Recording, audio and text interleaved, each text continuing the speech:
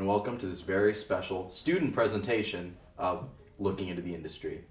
I am legendary pornography producer and director Thom Krüz, and I've been asked here today to put together this video to possibly extend a guiding hand to impressionable youngsters. I know a lot of you are in college right now. You're not sure what it is you want to do with your life. But I'm guessing this is going to be shown mostly to film students, aspiring directors, producers, cinematographers, things of that nature. I myself have been there. I've done all these things.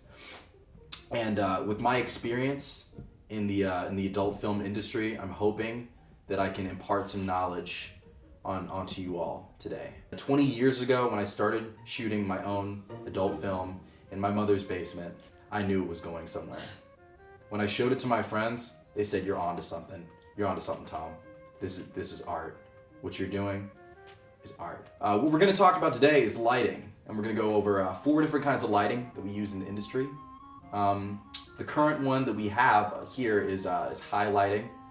We're also going to look at a lower, more shadowy lighting. I think the low end lighting. We're going to look at cool and warm lighting.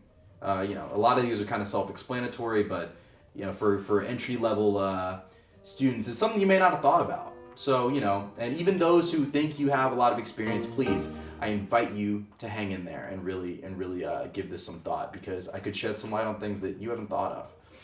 I know all of you have seen pornography. I know you all look at it. Who doesn't? It's just what we do. And I guarantee any porn that you've seen in the last 15 years has my handiwork on it somewhere. My work has been monumental in the industry. I don't mean to toot my own horn. It is what it is. I'm good at what I do. And probably if you've seen porno, you've seen it with this lighting, this bright pop lighting, because you really want to get a good look at everything. That's important. And it's pretty basic, It's bright, and everything pops. It's not a lot of shadows. This might be some of my edges, but we have 2 lights, one over there, one over here. It's not dark. It's made to really just bring some life. And usually when you see a general pornographic film shot, it's shot with this lighting. This is really the standard. This is the industry standard. Now, I have to apologize a little bit. I didn't really have a lot to say about the high key lighting. Frankly, in my work, I've always shied away from it. I've always distanced myself from it. I remember something from very early in my career. I had the pleasure of meeting the Ron Jeremy on set, and it's funny because once you've done a few, you really think the talent doesn't really have a lot of insight on what goes into the production. But he said something very interesting to me, and it stuck with me throughout my career. And it's really something that I appreciate about the classic adult films. And what Ron said to me that day, he said, "Tom, let me tell you something. The only difference between pornography and erotica is lighting." I believe that. Now, what we have here is the low end lighting. As you can see, I'm a little more shadowed out than I was in the previous shot. Now, this really gives a very ambient feel to whatever is going on. It really creates an artistic view of whatever you're looking at. And really once you put this back, and you just got a little slow love making going on, something nice, something classy, something sensual and personal. That's when it becomes art. This is art, is what you're seeing here. What we're doing here is art. What I do is art. What Thom Krüz does is art. And this is how art is made, people. This is how art is made. Low end. Remember that. Remember, when you're filming your films out there, when you're working on whatever projects you're working on, your friend's got a pilot he wants to work on, you're shooting your kid's first home movie. Some of you guys have kids, I don't know. Low end. High end, it's cheesy, it's overdone. And for those of you who are thinking about crossing into the adult film industry, I highly recommend this. You may not think this is really what's up right now, but this is making a comeback. We're really seeing the rise of low end lighting in adult film again, and I think that's going to be pretty big. I think it's gonna sweep the nation. I think the way people masturbate is going to change because of this. I think everything is going to change. because of this. So this next one we're looking at, this is warm lighting. I've actually got a good story for this one. There was a guy who ran some kind of company, real handsome. God, he had a great face, beautiful face, really handsome man. Anyway, he called me. He says, "Hi, my friend John Ralphio is having a bar mitzvah, and we decided, wouldn't it be crazy if we recorded what went down there?" And they had flown in strippers from Cambodia. It was really something else. It was extravagant to the nth degree. I was blown away. The concept was great. This guy had a lot of good ideas. I'm really thinking about bringing him on. But I told him, I said, now, if you really want to capture an exotic tropical essence with this little stripper fun fest you got going on, I'm thinking you might want to incorporate some warm lighting, something to give it some soft feeling to it, something to really capture the spirit of Cambodia and strippers. That's why it's warm. The lighting's warm, and I really think it's a great one to use if you're. I think the low end is more of like a mood lighting type of thing, but this really it adds a nice softness to a scene. It really creates some warmth. It really actually, it's called warm lighting, but the warmth you get from it when you see the finished product really is palpable. Like I cannot stress that enough. When you see what you get with this, it's really something else. It's beautiful. It pops. People love it. It makes them feel comfortable. Makes them feel at home, and it perfectly captures the essence of bodily fluids rolling down the behind of a Cambodian stripper. Now, this last lighting that we're gonna give you a quick preview of here. This is cool lighting, kind of a bit of the antithesis of the warm lighting. It really it changes the mood a little bit. It's cold. It's unforgiving. It's can even be sinister used the right way. And everybody tells me I always get a story for everything, but I've got quite a story for this one where this really came in handy.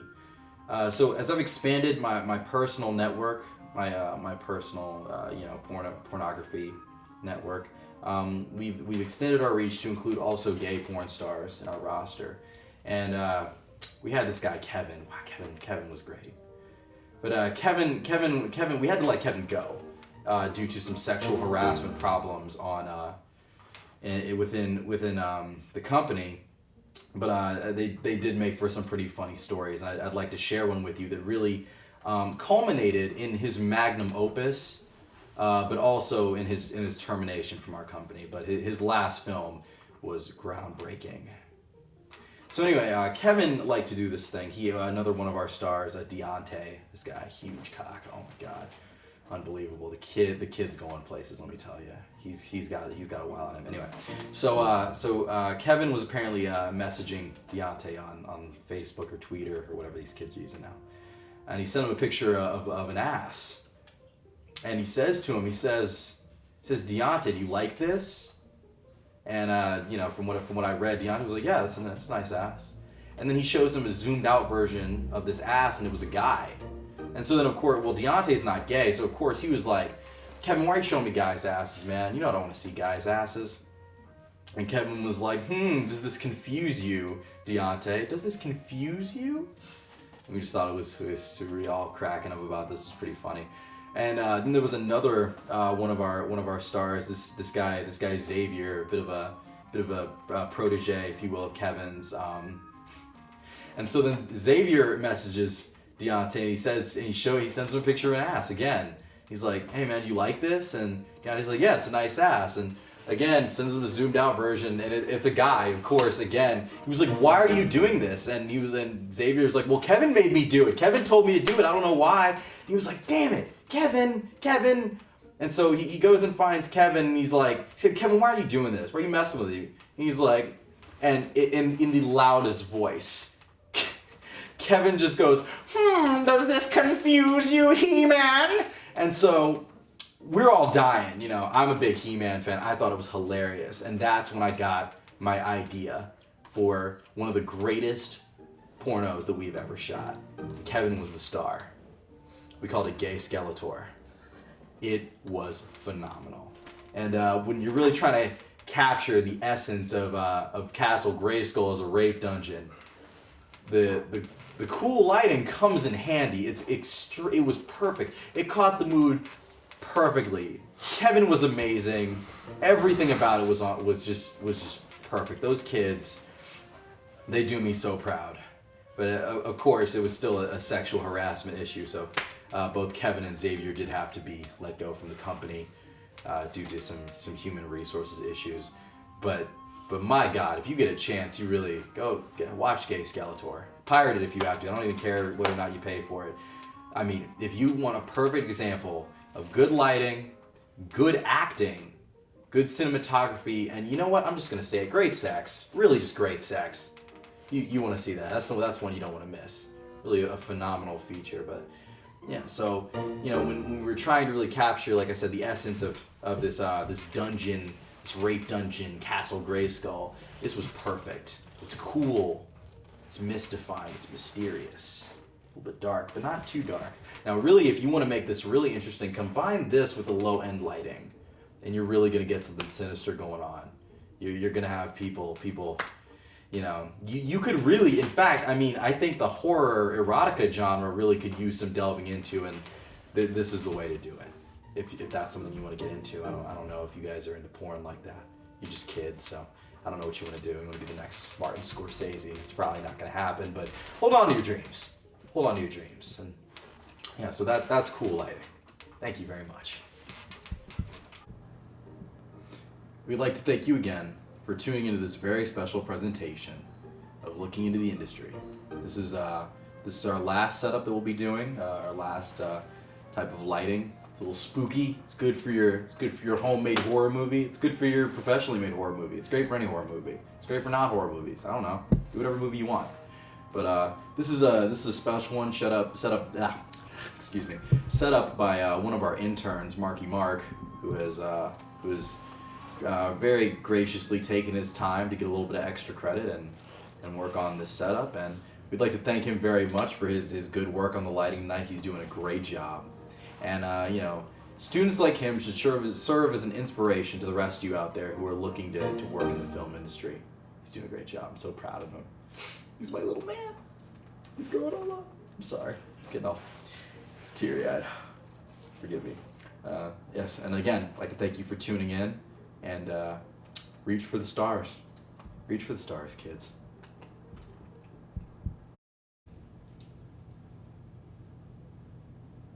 Is that my cue? Ababa gooby. Haba magaba doobadaba. Hadaba gaba. Baba haba gaba. Babidi bibbidi. Booba gaba gaba daba. Haba gaba. Haba kaba. Haba kaba taba. Wapa baba. Haba ba. Ma, hua, haw, hababakata, wapapa, tabaha, dalafa, hababa, wa, habababa, wab,